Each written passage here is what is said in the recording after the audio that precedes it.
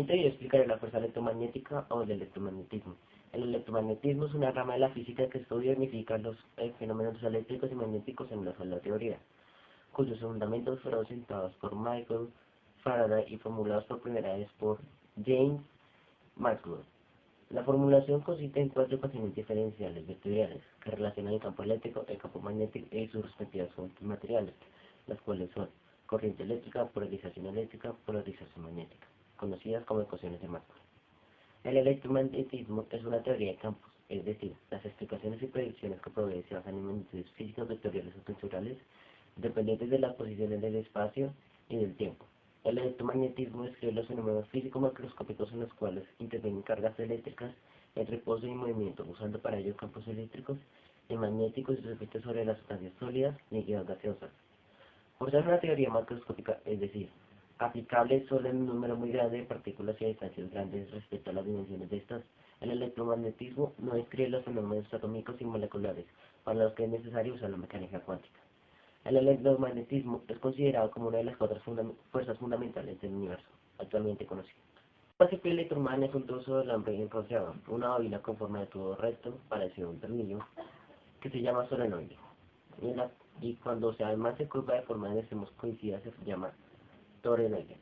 Puede producirse campos magnéticos mucho más fuertes si se sitúa en el núcleo de material paramagnético y ferromagnético, normalmente hierro dulce, ferrita o también conocido el acero eléctrico.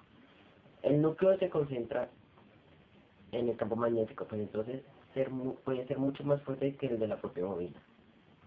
Además, dentro de la bobina se crean corrientes inducidas. Cuando está sometida en un flujo variable, estas corrientes son llamadas corrientes de Foucault y generalmente son indispensables puesto se calienta el núcleo y provocan la pérdida. Vamos a ver un video donde nos explican mejor la electricidad y el magnetismo, entre sí los motores generadores de energía.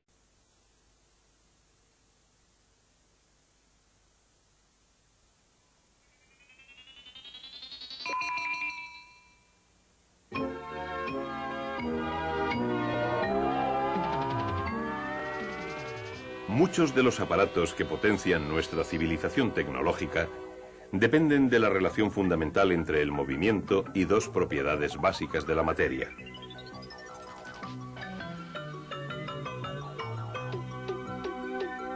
ciencias físicas, electricidad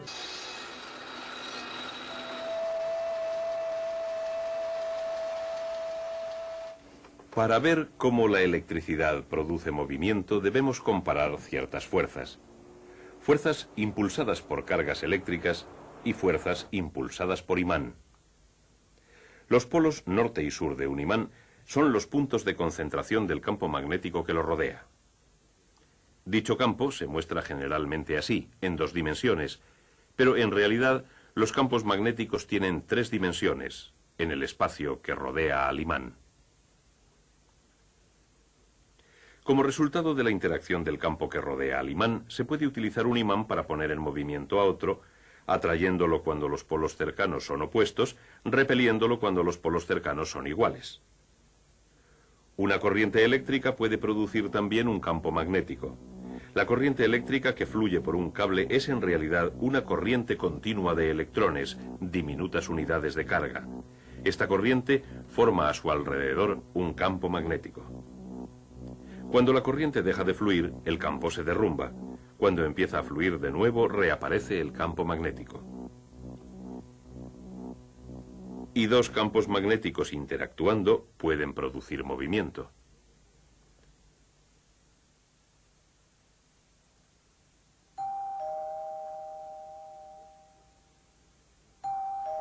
Los campos magnéticos que rodean a los imanes y cables cuando fluyen por ellos corrientes eléctricas se producen de distintas maneras.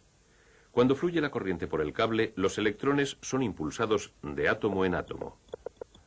Cada electrón en movimiento produce un diminuto campo que se extiende a su alrededor. Si se extienden suficientes campos alrededor de suficientes electrones, aquellos se combinan para formar un campo mayor alrededor de todo cable.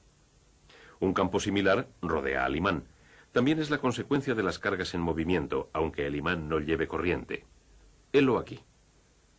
Generalmente, cuando los electrones se desplazan en el núcleo del átomo, Los campos que crean tienden a moverse en todas direcciones y se anulan entre sí. Pero los átomos de ciertas sustancias magnéticas desprenden varios campos. Estos campos pueden combinarse para formar un campo mayor alrededor de todo el imán. Este campo es igual al que se produce en un cable cuando lleva corriente. Tiene un polo norte y un polo sur. Y cuando los campos magnéticos interactúan, desprenden fuerzas que producen movimiento.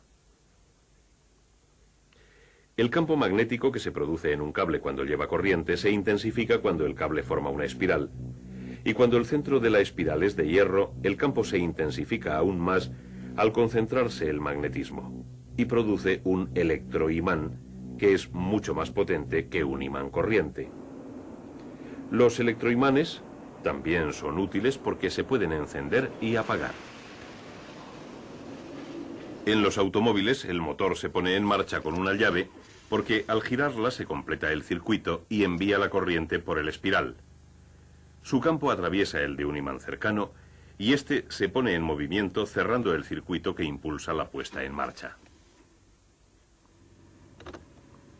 En Japón, un tren experimental se eleva y es impulsado por una serie de electroimanes cuyos polos se repelen con los del tren.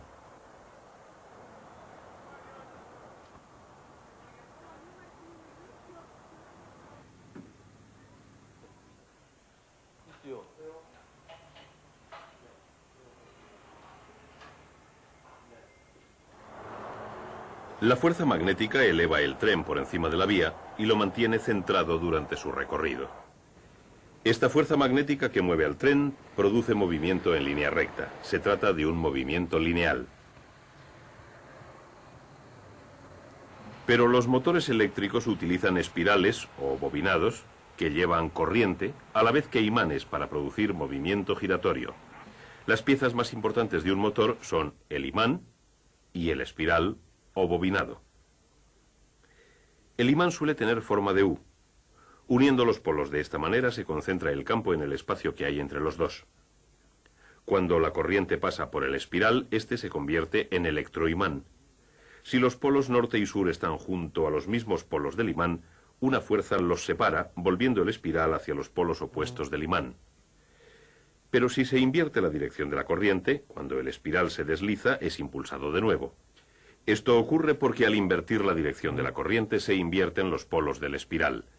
De nuevo, los polos iguales se repelen y mueven el espiral. Estos empujones se unen para formar un movimiento rotativo continuo mediante la continua inversión de la corriente en el espiral.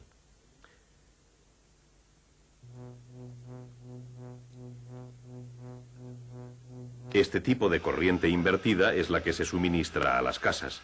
Se llama corriente alterna porque cambia constantemente de dirección, cerrando el ciclo cada 50 segundos.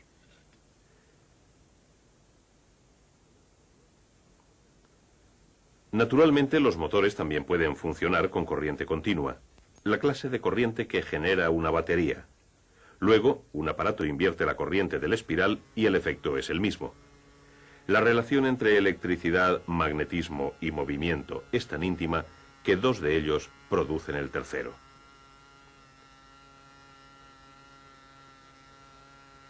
Por ejemplo, la potencia del agua que cae en una presa o la potencia del vapor de una planta eléctrica hacen girar un enorme imán mediante el espiral de un generador. El movimiento del imán produce una fuerza electromagnética en el espiral que hace que la corriente fluya por el cable. O sea, el movimiento y el magnetismo producen electricidad en el generador, mientras que la electricidad y el magnetismo producen el movimiento de un motor.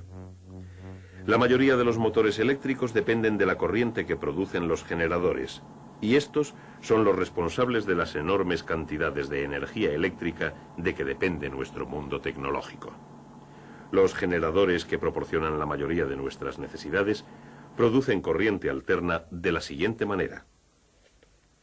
Se montan dos argollas en el eje sobre el que gira el espiral. Las argollas toman contacto con dos escobillas de carbón o de cobre. Estas escobillas conectan las argollas a un circuito externo y cuando el espiral gira en el campo magnético, una mitad se mueve hacia arriba y la otra mitad hacia abajo. Esto produce una corriente de dirección única. Conforme va girando el espiral, la mitad que se movía hacia arriba ahora se mueve hacia abajo y la otra mitad también ha invertido su dirección.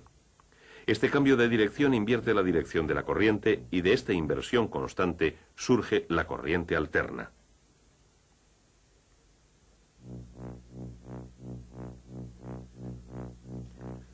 Los generadores pueden también producir corriente continua sustituyendo las argollas por un conmutador como el que se usa en los motores. El conmutador y las escobillas invierten la dirección de la corriente justo cuando se está invirtiendo en el espiral. Consecuentemente, la corriente del circuito interno va siempre en la misma dirección, aunque la del espiral sea alterna. Cuando la corriente eléctrica sale de la planta generadora, suele pasar por un aparato llamado transformador. El transformador puede aumentar o disminuir la fuerza que mueve la corriente, el voltaje. Lo incrementa a fin de que pueda transmitir la potencia a grandes distancias. Es la manera más eficaz de enviar corriente por medio de cables.